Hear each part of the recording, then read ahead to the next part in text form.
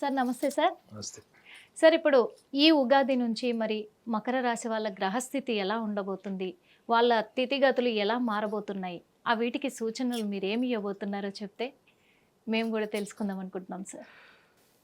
హిట్టీవీ ప్రేక్షకులందరికీ కూడా విశ్వావసునామ సంవత్సర శుభాకాంక్షలు. మీ శ్రేయోభిలాషి మీ SV Naganath astro psychologist. Makar రాశి వాళ్ళకి తృతీయ భావంలో షడ్గ్రహ కూటమి పండగ రోజు. గురుగ్రహం వృషభ రాశి, ఓకే కుజగ్రహం వచ్చేసి వాళ్ళకి మిథున రాశి, ఓకే సార్. కేతు గ్రహం వచ్చేసి వాళ్ళకి సింహరాశిలో ఉంటుంది. సింహరాశి. ఇది వాళ్ళకి ఆ పండగ రోజు ఉన్నటువంటి గ్రహస్థితి ఇది. అయితే వీళ్ళకి మే మాసం 18 నుంచి 21 తారీఖు వరకు వీళ్ళకి గురువు వృషభ రాశి నుంచి మిథున రాశిలోకి, ఓకే రాహు మీనరాశి నుంచి కుంభరాశిలోకి, కేతువు కన్య నుంచి సింహంలోకి ప్రవేశిస్తాడు. ఇది కాకుండా ముఖ్యంగా వీళ్ళకి తృతీయ భావంలో షడ్గ్రహ కూటమి గురించి వీళ్ళు ఆందోళన చెందాల్సిన అవసరం ఏమీ లేదు. ఓకే చాలా క్లియర్. ఎందుకంటే చాలామంది ఏమనుకుంటున్నారంటే అక్కడ రాహు కూడా ఉన్నాడు కాబట్టి, అందులో మకర రాశి వాళ్ళకి ధనస్థానాధిపతి రాశ్యాధిపతి కూడా శని అవుతాడు కాబట్టి, సో వీళ్ళు ఏదో అనివార్యమైనటువంటి ఆర్థిక సమస్యలు, కుటుంబ సమస్యలు ఎదుర్కొంటారు. వీళ్ళు కష్టాలను ఎదుర్కోబోతున్నారు. వీళ్ళు కోరుకున్నవి జరగవు, వీళ్ళు ఇన్వెస్ట్మెంట్స్ అన్ని బ్లాక్ అయిపోతాయి, వీళ్ళు ఎంత కాలంగా ప్రయత్నం చేస్తున్నటువంటి ఎన్నో ప్రాజెక్టులు ఆగిపోతాయి, లేకపోతే మనీ బ్లాక్ అయిపోతుంది, వీళ్ళు లోన్స్కి అప్లై చేస్తే వాటికి సంబంధించినటువంటి డాక్యుమెంటేషన్ ఇష్యూస్ ఇవన్నీ వస్తాయని చాలా ప్రచారం జరుగుతుంది దీని మీద. కానీ తృతీయ భావంలో ఉన్నటువంటి శని ఒక్కటే కాకుండా ఇప్పుడు గ్రహస్థితిలో వచ్చినటువంటి మార్పుల్ని కూడా మనం గ్రహిస్తే మకర రాశి వాళ్ళకి మే మాసం నుంచి కుంభరాశిలోకి రాహు ప్రవేశిస్తాడు. రాహుకి ఉచ్చస్థానమైనటువంటి వృషభ రాశిలో కన్నా కుంభరాశిలోనే ఎక్కువగా సెన్సేషనల్ రిజల్ట్స్ ఇస్తాడని నేను అనుభవంతో చెప్తున్నాను. And at the same time వీళ్ళకి మకర రాశి వాళ్ళకి షష్టమ భావంలోకి గురువు మిథున రాశిలోకి వస్తాడు. భాగ్యస్థానం అంటే భాగ్యస్థానం అంటారు. ముఖ్యంగా భాగ్యస్థానాధిపతి అయినటువంటి బుధగ్రహం కూడా వీళ్ళకి షడ్గ్రహ కూటమితోని కలిసి ఉంటుంది. సో మనం అంటే ఒక్కొక్క గ్రహాన్ని మనం భావరూపంలో చూసుకుంటే మకర రాశి వాళ్ళకి ప్రధానంగా వీళ్ళకి అష్టమంలో కూడా కేతు వస్తాడు. ఇది చాలా సెన్సిటివ్ పాయింట్ ఇది. ఎందుకంటే వీళ్ళకి కుటుంబ స్థానంలోకి రాహు వస్తే ఆటోమేటిక్గా 180 degrees అంటే అది కేతువు కూడా సింహంలోకి వస్తాడు. సో అష్టమ భావంలో కేతువు, కుటుంబ స్థానంలో రాహు. సో భౌతిక సుఖ సంతోషాలకు సంబంధించినటువంటి విషయాల్లో వీళ్ళు చాలా ప్రోగ్రెసివ్ ఉంటారు. వీళ్ళు అంటే ఫైనాన్షియల్ మ్యాటర్స్ కావచ్చు, ఇన్వెస్ట్మెంట్స్ కావచ్చు, success, anything related to success.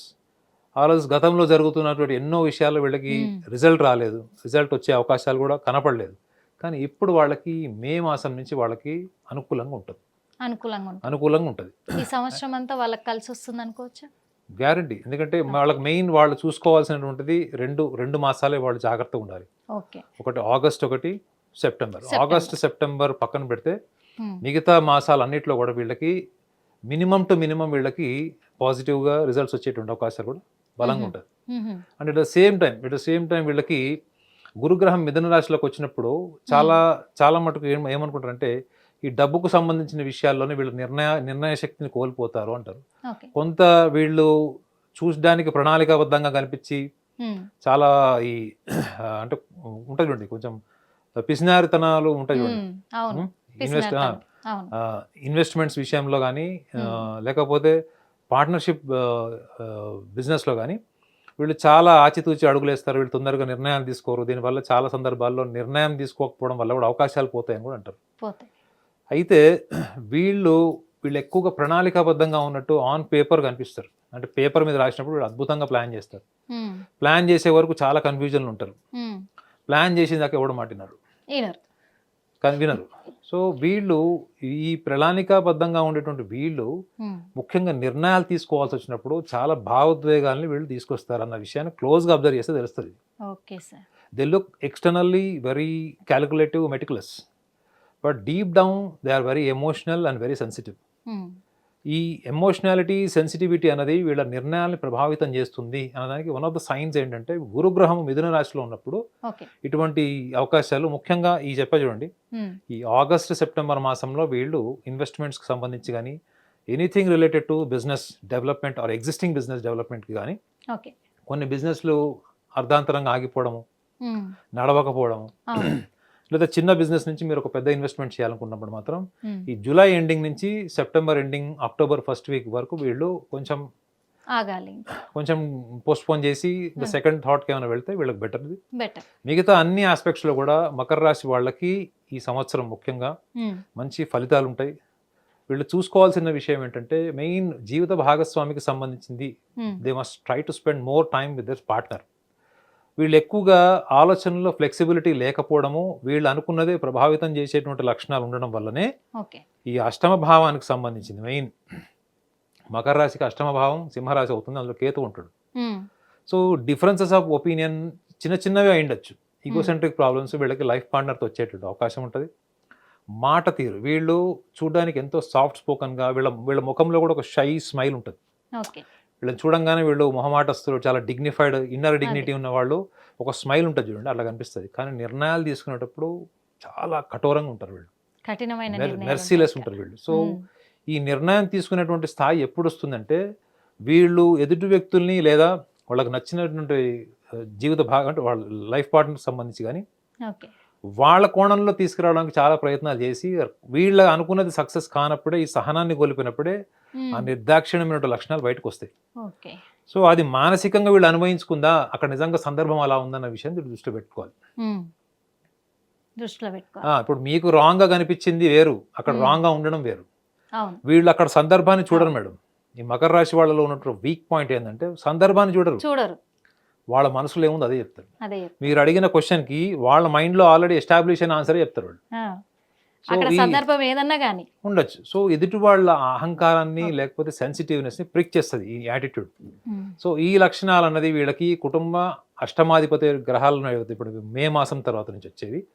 So ఆ విషయాన్ని వీళ్ళు జాగ్రత్తగా ఉంటే మంచిది. ఆల్రెడీ కోర్టు కేసులు ఉన్న వాళ్ళు, వీళ్ళందరికీ ఇప్పుడు వివాహంలో దెబ్బతిన్న వాళ్ళు, సెకండ్ మ్యారేజ్ అనుకున్న వాళ్ళు, ఈ లక్షణాలను దృష్టిలో పెట్టుకోండి. ఎందుకంటే మకర రాశి వాళ్ళు జనరల్గా విడాకులకు వెళ్ళరు. వాళ్ళు పెళ్లి చేసుకునే ముందు కూడా చాలా క్యాలిక్యులేటివ్గా వాళ్ళ అవసరాలు ఏంటి, వాళ్ళు పార్ట్నర్తోని ఫైనాన్షియల్ మ్యాటర్స్లో ఈవెన్ వాళ్ళ ప్రాపర్టీస్ ఏమున్నాయో కూడా చెక్ చేసుకుంటారు వీళ్ళు. అంత తొందరగా నిర్ధారణకు రారు. అలాంటిది వీళ్ళు విడాకులకు కూడా అంత తొందరగా నిర్ధారణకు రారు.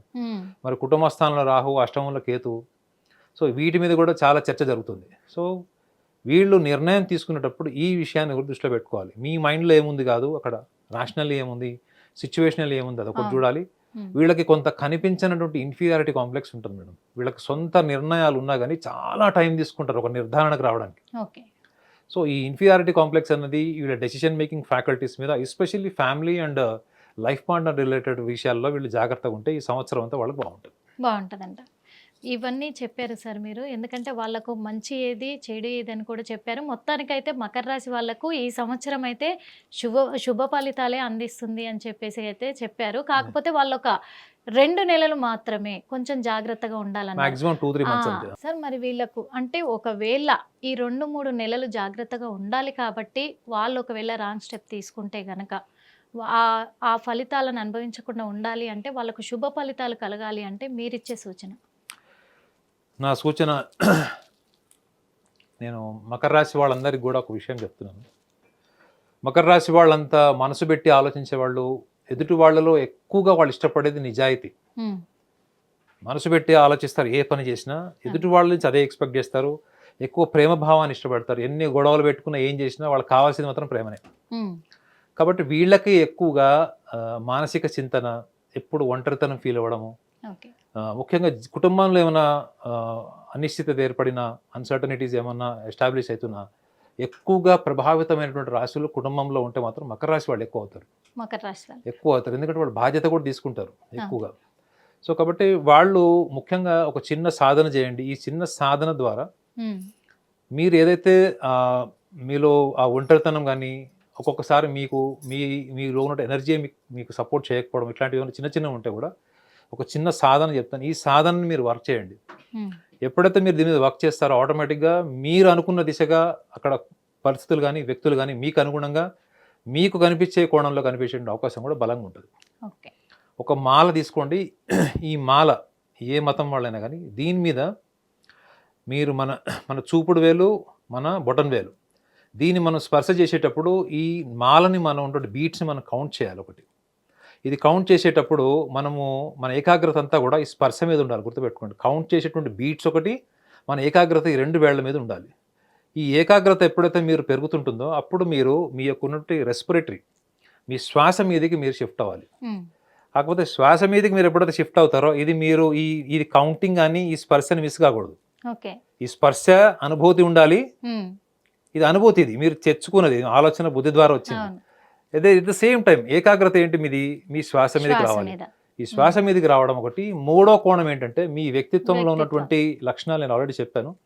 దీన్ని కూడా మీరు ఒకసారి మననం చేసుకోండి. అంటే మన వ్యక్తిత్వంలో ఉన్న బలాలు బలహీనతలు, మన శ్వాస మీద దృష్టి, అంటే ఎట్ ద సేమ్ టైం మన స్పర్శేంద్రియాలు అంటే మీరు ఈ అనుభూతిని మీరు పొందడం. ఈ మూడు గనక మీరు ఏకకాలంలో మీరు ఒక 15 నిమిషాలు గనక మీరు మీద దృష్టి పెడితే, ముఖ్యంగా మీరు ఏదైతే కోరుకుంటున్నారో, మకర రాశి వాళ్ళు చాలా పెద్ద పెద్ద కోరికలు ఉంటాయి, పెద్ద పెద్ద ఆలోచనలు ఉంటాయి, అర్థమైందండి. సో ఈ లక్షణాలు మీకు ఎప్పుడైతే మీరు ఆచరణలోకి రానప్పుడే మీరు ఎక్కువగా మానసికంగా ఇబ్బంది పడతారు. ఈ మానసిక ఇబ్బందికి వెనక కారణం ఏంటంటే మీ సంకల్పంలో బలము తగ్గడమే. ఈ సంకల్పంలో బలం ఎలా పెరుగుతుంది అంటే ఎప్పుడైతే మీరు ఈ సాధన స్టార్ట్ చేస్తారో, బ్రీతింగ్ మీద మీరు కాన్సన్ట్రేషన్ పెరుగుతుందో, మీ పర్సనాలిటీ ఏంటో మీకు తెలుస్తుంటుందో, ఆటోమేటిక్గా ఈ అబ్జర్వేషన్ సెన్స్, ఇదైతే మన పరిశీలన భావం అంటామో, ఈ అబ్జర్వేషన్ సెన్స్ ఆబ్జెక్టివ్ వరల్డ్కి మీ మైండ్లో ఉన్న ఎమోషన్స్కి మధ్యలో ఒక బ్రిడ్జ్ లాగా ఉంటుంది. ఈ డిఫరెన్స్ ఎప్పుడైతే మీరు గమనిస్తారో, ఈ స్పేస్ ఎప్పుడైతే క్రియేట్ అవుతుందో, ఆటోమేటిక్గా ఈ creation of the space it self leads to adding N energy to your సంకల్పం. ఇదే మీకు తెలియకుండానే మీకు ఆటోమేటిక్గా సబ్స్టాన్స్ అయిపోతుంది మీ సంకల్పానికి.